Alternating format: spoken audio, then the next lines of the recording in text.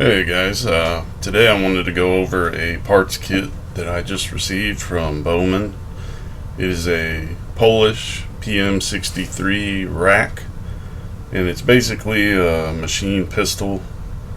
I don't know a ton about it. It was kind of an impulse buy, but I'm a big fan of Polish arms, block weapons, and 9x18 guns, so this kind of fit right in. My plan is for now to make a wall hanger because I do not have a welding setup. I just don't have room for it, and I hope to get into it one of these days. Just haven't gotten there yet. But just wanted to show you guys this kit. I'm pretty impressed with it. The torch cuts are really not bad. I have seen way worse. The slag isn't too terrible. Really not a ton of cleanup. I'm not completely sure how I'm going to hold this all together to make a wall hanger out of it. I'm not going to do anything that would prevent me from actually finishing it in the future, but I may use some kind of resin to fill in the gaps. I don't know how horrible that would look. Or I may make some kind of internal structure that'll hold it together. I'll look and see what other people are doing and get some ideas. So let's check out more of the parts from this thing. It's in pretty good shape. Here is the slide, I believe that is. I will definitely learn about all the parts and their names and how they work when I go to put this together. Circle 11 1970. I don't know if that's a import mark. It's electro penciled, and there aren't any other electro pencil numbers on this that I see. The slide and the frame match, and they're running a special right now where it comes with a barrel, which is pretty sweet, and it's a chrome line barrel. The rifling in it looks perfect. I don't know if you guys can see that. It's pretty neat how the barrel locks up with these lugs. There is a peened spot on one of the lugs. Nothing that a file won't be able to take care of. It's nice that the barrel isn't all cut up. If you look at like the PPSH kits, the barrels are stuck in the upper receiver that's torch cut, and then they torch cut the whole barrel. It's terrible.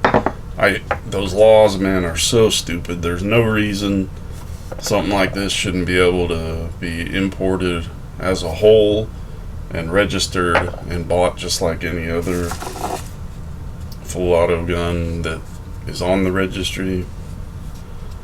Here's the front grip. There's a button there that lets it fold down. All the plastic's in pretty good shape. Here's the grip. Good shape. The magazine. It's all pretty gritty from the slag parts. It was all just kind of thrown in a bag, is the way it came. They could have packaged it a little better, but I'm not really complaining.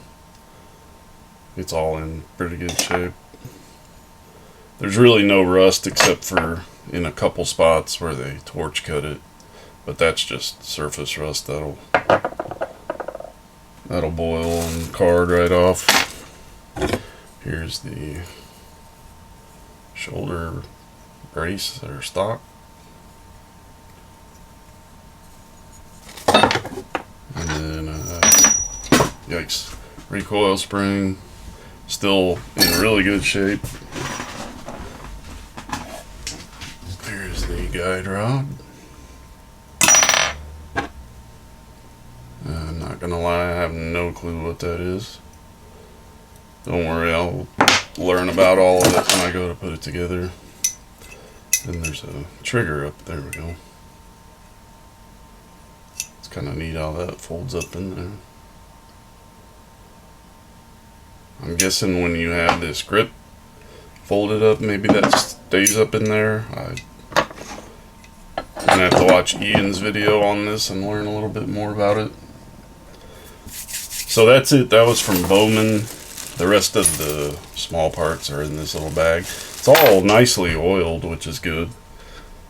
It was $2.19 shipped, and they got a special with the barrels right now. It usually doesn't come with those, I guess.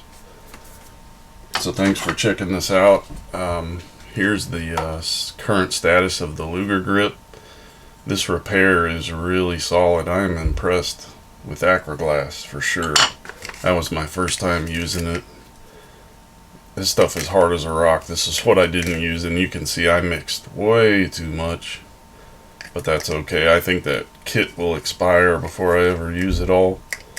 Unless I do use it to bed a rifle, which I'm thinking about. But I'm going to have to do some cosmetic work on this to try to get the shine down on it and where it's squeezed out. Try to make it blend in a little bit.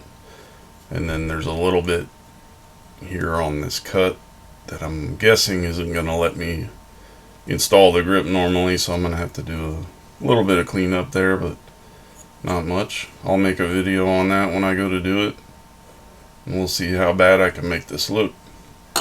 Thanks for checking the video out. I will talk to you later.